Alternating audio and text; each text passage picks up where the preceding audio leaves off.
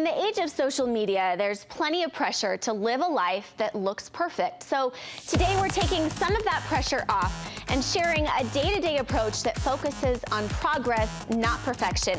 Life coach Tiffany Peterson joins me. You believe this idea of perfection or trying to be perfect is actually a trap? Yeah, it's very much a trap, right? Like when you say social media, that's an easiest place to just walk into the comparison trap, where you're immediately comparing yourself and your life, your kids, your home to someone else, not understanding that a lot of that is obviously, you know, of course we put our best foot forward, or it can even be produced or so forth. But that mindset is that perfectionism is a source of poison or paralysis. It keeps us stuck of thinking that there's this ever elusive place we're going to get to that steals the joy out of daily life and living. I like to see perfectionism as kind of like the elusive horizon. If you've ever driven through the desert and it looks like there's water, right? And you come up to it and then it's just always moving. Because what's perfect?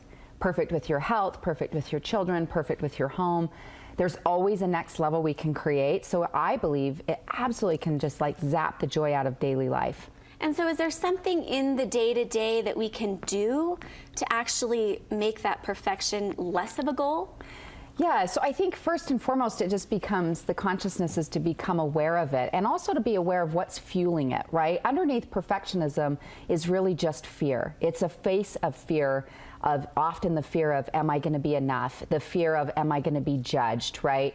I like to say it's sometimes when people are stuck in perfectionism, it's the getting ready to get ready to get ready to get ready to really go for the goal or put themselves out there or launch that business or whatnot, is they're thinking, I'm going to wait till it's perfect, and they get stuck in the waiting game. But I love what Elizabeth Gilbert says about perfectionism, as she says it's just fear dressed up in haute couture, right? Is that we sometimes think, but it's just fear often is, oh, am I going to be perfect? Is it going to be enough? And we just create a lot of our own angst over it. But sometimes, I think we want goals. We want to be striving for something. So is there a way to balance this? Sometimes that's the motivating factor, is to not necessarily be perfect, but to find that perfect balance or that perfect appearance. Yes. So how do you manage that? Well, I think first and foremost, like anything in life, it begins in your mind. Everything is always created twice, first mentally and second physically. And so mentally, it's cultivating the mindset of choosing into being progress-oriented. That really you're saying, okay, I'm here as a progressionary human being, making progress, whether it's with my health goals, my business goals, my relationship goals, my parenting, whatnot, is to choose, literally, to make a conscious decision to say, I choose in to cultivating that kind of mindset, that it is a decision, right? Because if you're not aware of it, you just keep choosing into, the aspect. I like to say, if you want to change your life, you have to change one of two things, or ideally both. You change belief or you change behavior.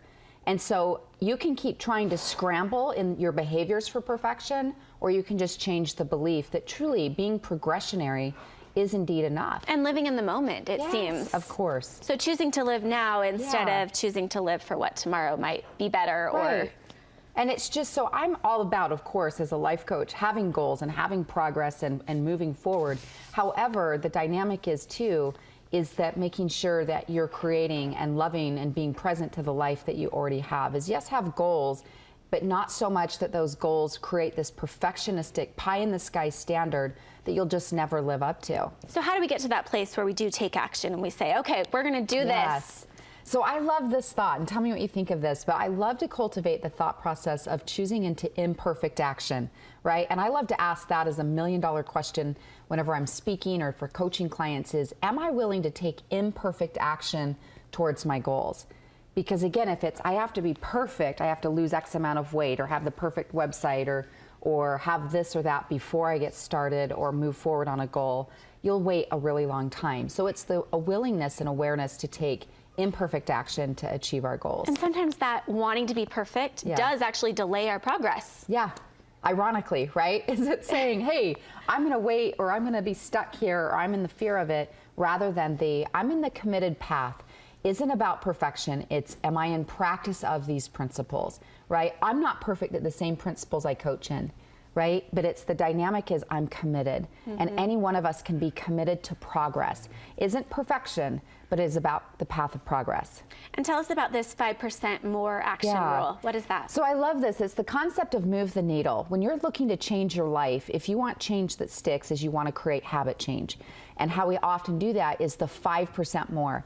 Is not to say, hey, how do I go from, if I currently feel like, scale of 1 to 10, I'm a 5 with my fitness. How do I get to a 10?